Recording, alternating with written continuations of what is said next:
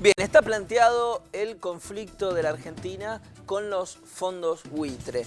Y esto sobre todo pone en jaque, o no sé si sobre todo, pero pone en jaque también el acuerdo que tiene el Estado argentino con el resto de los bonistas, lo que es la deuda reestructurada. Y nos preguntamos entonces si esta situación es única, qué significa una deuda reestructurada, cómo sucede esto en el mundo.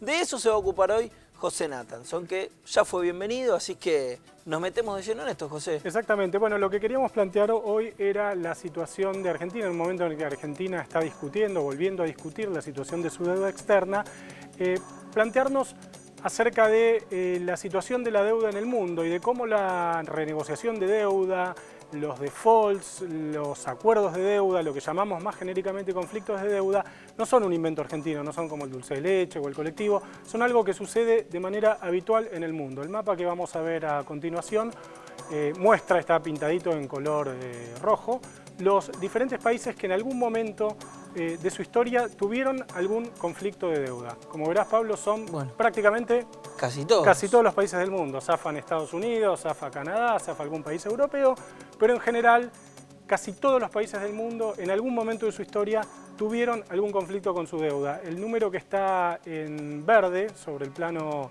naranjo-rojo es la cantidad de eventos de deuda que tuvieron. La cantidad, por ejemplo, vemos ahí que Ecuador tuvo 10, que Argentina tuvo 7, que Brasil tuvo 8. Esto me parecía que era interesante para... Ese número entonces es la cantidad de veces que los países han reestructurado su deuda. Exactamente. O sea, no solo que se han reestructurado, sino que se han reestructurado más de una vez. Más de una vez, sí, que defaultearon o reestructuraron o renegociaron o tuvieron algún, digámoslo así, conflicto o problema de deuda.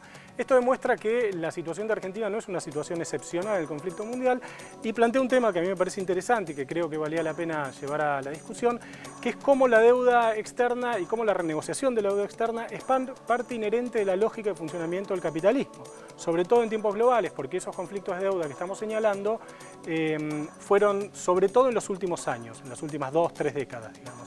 Entonces, la mayor parte de los países europeos, por ejemplo, tuvo algún tipo de renegociación de deuda o de conflicto, de default, en la Segunda Guerra Mundial. Casi todos los países de América Latina, veíamos en el mapa, no hay prácticamente ningún país de América Latina que no haya tenido alguna disputa en este sentido, renegociaron o tuvieron algún problema con su deuda hacia la década del 80. Ahí estamos viendo cómo muchos países europeos, obviamente en base a invasiones, guerras, destrucciones masivas, tuvieron que rearmar su deuda y que replantear su situación de deuda. Lo mismo con América Latina en los 80, Brasil tuvo un default fuerte en los 80, México tuvo otro, Argentina tuvo otro, después hubo otra tanda de conflictos de deuda hacia el final del periodo neoliberal, digamos, Argentina 2001 es un caso, pero por ejemplo Uruguay, un caso que se menciona menos, renegoció su deuda también en el año 2003.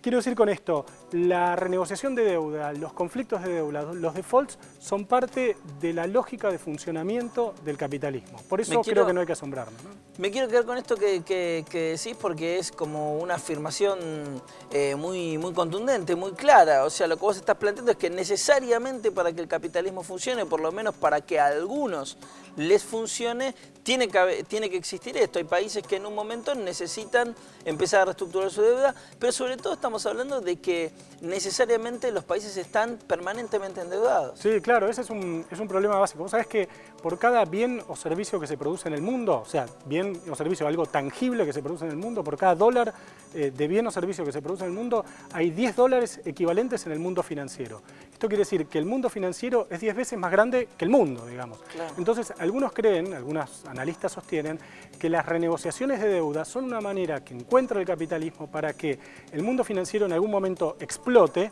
esa deuda se achique y la máquina vuelva de nuevo a funcionar. Toda esa fantasía, Argentina además. No tiene un problema tan grave como tenía en su momento, la relación deuda-PBI está en el 40-45%, deuda pública, si uno mira deuda en dólares es 10-15%, ahora hay países europeos como Grecia, Italia, Portugal, que tienen una relación deuda-PBI del 150%. Digamos. Y hay una pregunta, José, que parece obvia, pero que quizás estaría bien responderla, que es, veíamos ese mapa justamente donde aparecen y vos señalabas como uno de los países exceptuados de haber caído en esta reestructuración es justamente Estados Unidos. Sí. ¿Por qué es? ¿Porque se Estados ponen las Unidos, reglas? sí, porque Estados Unidos produce la moneda de referencia. O sea, si todo el mundo produce un bien, que vos sos la única persona o el único país en el mundo que lo podés generar, obviamente no vas a tener ningún problema de solvencia. Estados Unidos produce dólares. La mayor parte de las transacciones financieras del mundo se producen en dólares. Entonces, ante una eventual crisis financiera, etcétera, Estados Unidos prende la famosa maquinita que allí sí funciona a toda velocidad. Donde aparece como alternativa la posibilidad de tener, de también dar esa pelea y ese debate de que las reservas de un Estado no estén solo en dólares, por ejemplo. Exactamente, por eso Argentina acaba de firmar un acuerdo con China para hacer un intercambio de monedas y que el comercio bilateral se pueda hacer en yuanes y no solo en dólares. Tiene un acuerdo con Brasil que no termina de arrancar, pero que está firmado. En la medida en que más países puedan desengancharse del dólar, porque ¿qué sentido tiene que yo le venda algo a Brasil que está a 10 kilómetros de nuestra frontera, pegado a nuestra frontera, en dólares? Podría ser un acuerdo entre reales y pesos y a partir de ahí hacer las transacciones. Bueno, es un tema. Ahora, vos sabés, Pablo, que Estados Unidos, y para ya contar un caso que es especialmente curioso y que me parece interesante de renegociaciones y conflicto de deuda, cuando Estados Unidos invade Irak en el 2003, una de las primeras decisiones económicas que toma como Estado que ocupa Irak es defoltear la deuda iraquí, porque consideraba que era una deuda odiosa. Entonces Estados Unidos ordena el default iraquí, que eran deudas sobre todo por cuestiones de armas con Rusia y con Francia, y genera un evento de default en Irak. Quiero decir, Estados Unidos no defaultea en su propio país, pero cuando invade otro país sí acepta el default, no lo acepta, lo impulsa, digamos.